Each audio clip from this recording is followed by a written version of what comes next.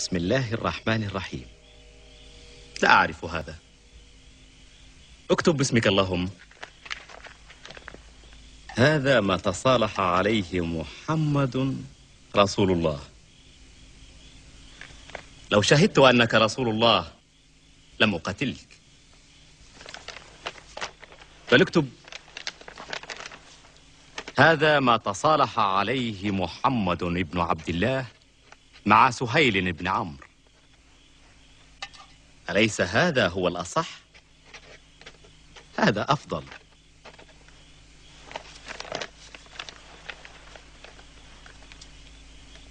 يرجع محمد وأصحابه عامهم هذا عن مكة إلى ديارهم.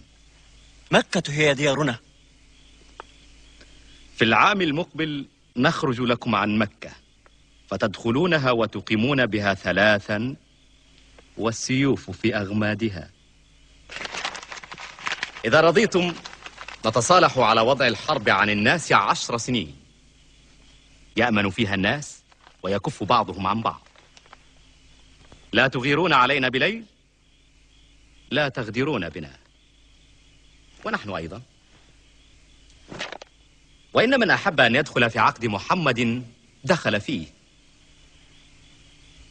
ومن أحب أن يدخل في عقد قريش دخل فيه.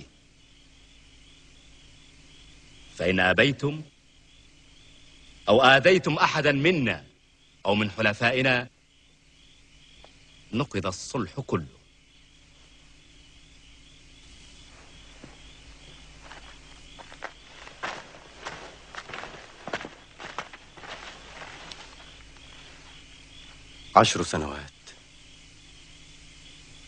عشر سنوات من السلم. نحن نحتاج إلى هذا الوقت. سنستخدم هذا الوقت.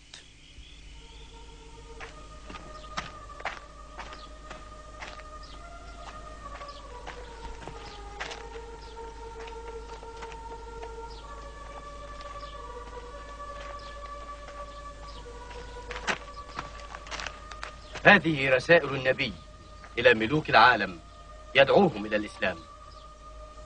إلى هرقل عظيم الروم، إلى كسرى عظيم الفرس، إلى المقوقس عظيم القبط.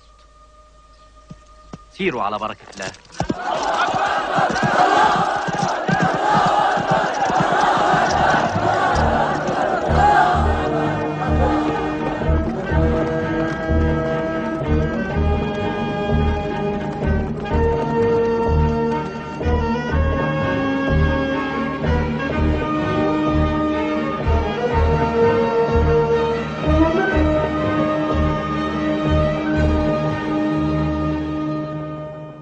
لا يتم إيمان أحدكم حتى يحب لأخيه ما يحب لنفسه.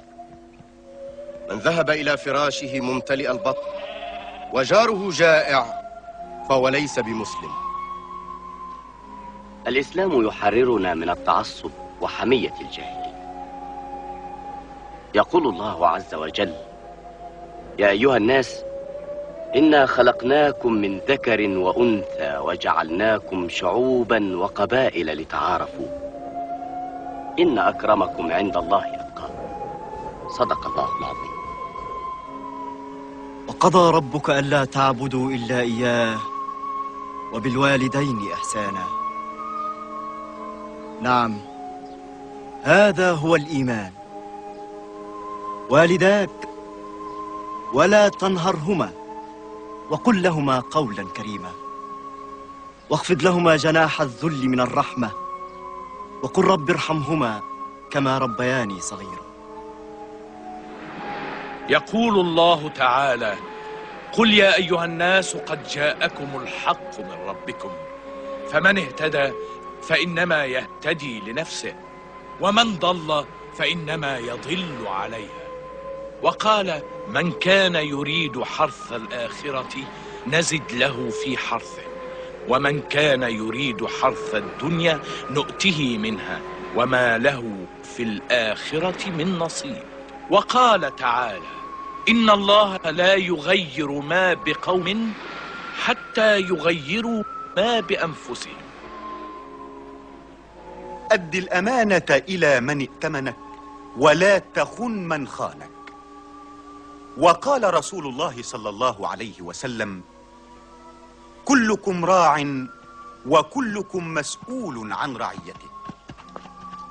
فالإمام راع وهو المسؤول عن رعيته، والرجل راع في أهله وهو مسؤول عن رعيته، والمرأة راعية في بيت زوجها وهي المسؤولة عن رعيتها، والخادم راع في مال سيده وهو مسؤول عن رعيته. فكلكم راع وكلكم مسؤول عن رعيته.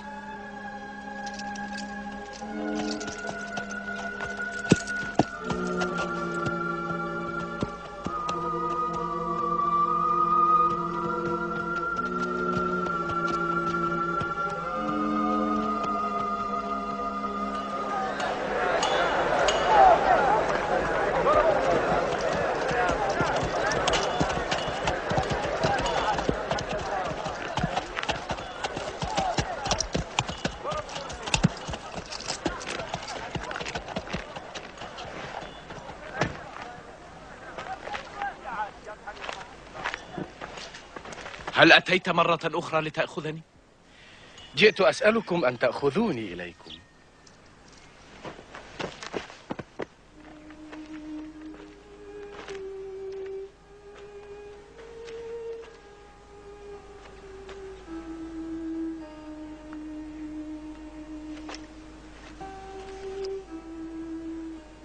أشهد أن لا إله إلا الله وأشهد أن محمدا رسول الله. فليغفر لي الله محاربتي لك يا رسول الله. لا عليك يا خالد، الإسلام يجب ما قبله.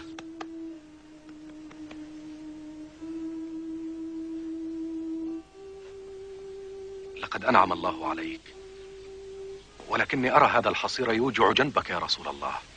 لو أذنت افترشت عباءتي. رسول الله يأمرنا بالتقشف يا خالد، فإن النعم لا تدوم. إنه لا يملك غير عباءته هذه. عذرا لو أقبلت على رسول الله وعلي هذه الزينة. لو أذن الرسول أضعها بين يديه يوزعها على فقراء المسلمين.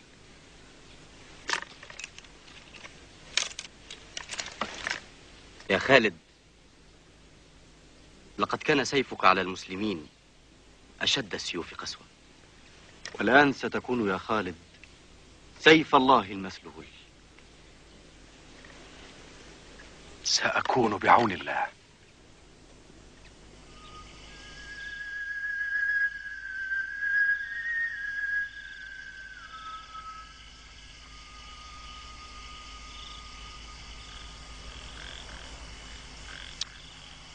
كل شيء يسير على الله، فكما أنه يخرج الحياة من الموت، فهو قادر أن يجعل الهزيمة نصرا. منذ عامين كنا نتوهم صلح الحديبية هزيمة لنا، أما الآن فتأملوا كيف ننتقل من نصر إلى نصر في قلوب الناس. ما هذا؟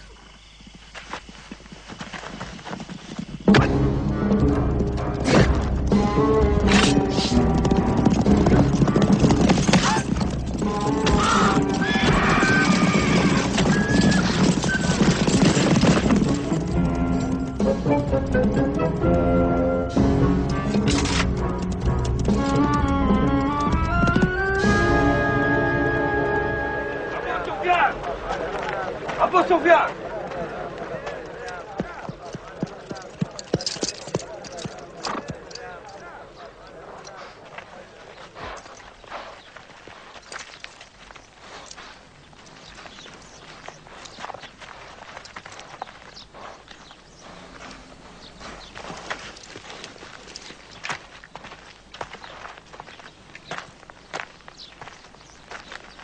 أين محمد ليكلمه؟ رسول الله في المسجد.